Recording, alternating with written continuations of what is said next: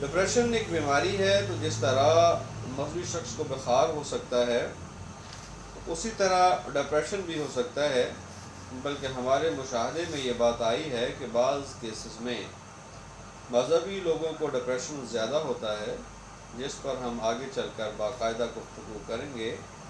تو جس طرح بخار کی وجوہات ہوتی ہیں، جیسے کہ وائرس کی عفونت وائرل انفیکشن سے، یا بیکٹیریا کی عفونت جسے ہم بیکٹیریا انفیکشن کہتے ہیں، تو اسی طرح ڈپریشن کی بھی وجوہات ہوتی ہیں۔ تو بخار کی وجوہات ختم کریں گے تو بخار ختم ہو جائے گا، اور یہی معاملہ ڈپریشن کا بھی ہے کہ اس کی وجوہات تلاش کر کے انہیں ختم کرے تو ڈپریشن ختم ہو جاتا ہے۔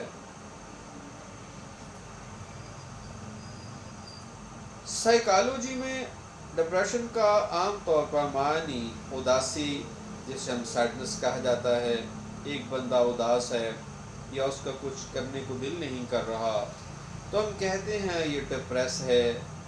آسان الفاظ میں ڈپریشن سے مراد طبیعت میں گراوٹ ہے، یعنی آپ کی طبیعت ایسے گر جائے گی آپ خود بھی بستر پر گر جائیں اور اٹھنے کو دل نہ کرے، عزم اور ہمت باقی نہ رہے، بس یہی کیفیت ہو کہ پڑے رہو۔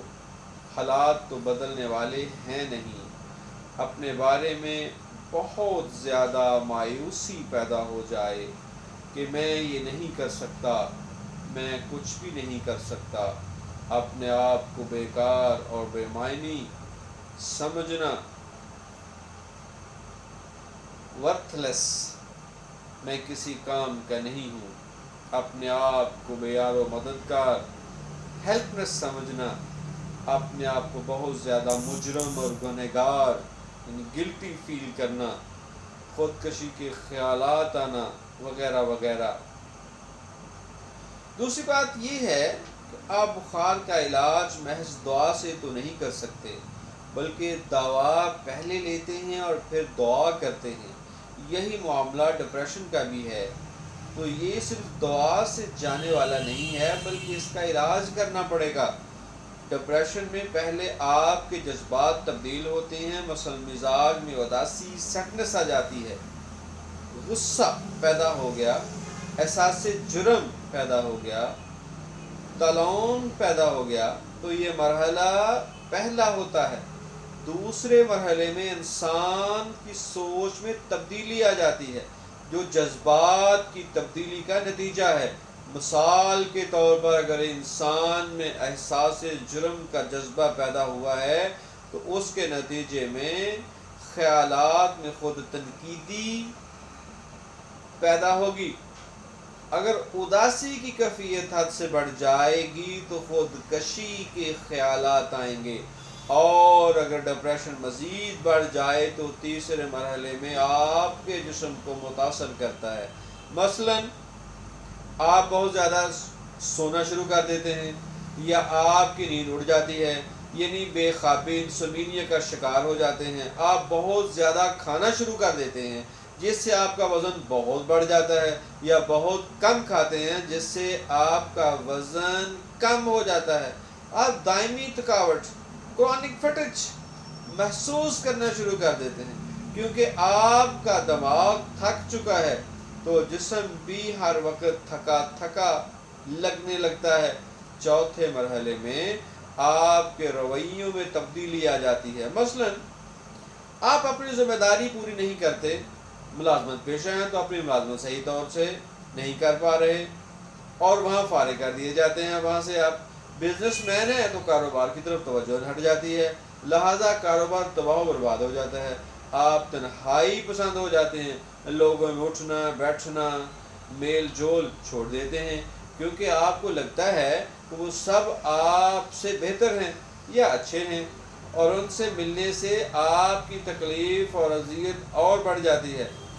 علاوہ بازی یہ بھی ہوتا ہے کہ آپ اپنے رہن سہن اور پہننے اوڑھنے سے بھی غافل ہو جاتے ہیں، تو ڈپریشن شروع ہو جاتی ہے، پریشانی میں اضافہ ہو جاتا ہے، لیکن نتیجہ پوری شخصیت کی تباہی کی صورت میں نکلتا ہے، اور یہ سب کچھ 4 مراحل میں ہوتا ہے۔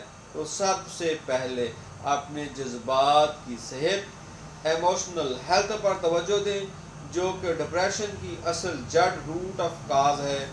یہی وجہ ہے کہ ڈپریشن کی بیماری عورتوں میں زیادہ ہوتی ہے، کیونکہ ان میں جذبات مردوں کی نسبت زیادہ فعال ہوتے ہیں، اور اس فعالیت کی مختلف طبعی، معاشرتی اور نفسیاتی وجوہات ہیں۔ اب سوال یہ پیدا ہوتا ہے کہ ڈپریشن کے مسائل کی اصل وجہ جذبات میں اتار چڑھاؤ ہے، تو اس جذباتی بخار کی بھی تو کوئی وجہ ہوگی۔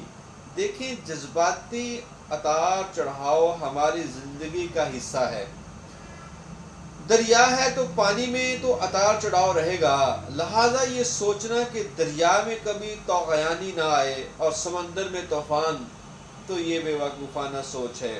یہ فطرت سے لڑنے والی بات ہے، اور فطرت سے لڑائی میں ہار ہماری ہی مقدر میں ہے۔ انسان کا جسم بھی بیمار ہو جاتا ہے، اسے بھی بخار ہو جاتا ہے، پھر چلا بھی جاتا ہے، تو یہ روٹین کی بات ہے۔ تشویشناک بات یہ ہے کہ بخار دماغ کو چڑھ جائے، تو یہی صورتحال جذباتی بخار کی بھی ہے کہ آیا چلا گیا تو پریشانی کی بات نہیں، موڈ سونگز تو آتے جاتے رہتے ہیں، لیکن اگر تو یہ جذبات کے بخارات دماغ کو چڑھ گئے تو اب پریشان کن صورتحال ہے، اور یہ ڈپریشن کا دوسرا مرحلہ ہے۔ تو جب ڈپریشن دل سے دماغ میں منتقل ہو جائے تو جذبات سے خیالات تک وسیع ہو جائے، تو اب اس کے علاج کے لیے خیالات کی تصحیح کو بھی فوکس کیا جائے، اور اس جذبات میں اعتدال کی طرف بھی توجہ کی جائے۔ تو اگر آپ کا ڈپریشن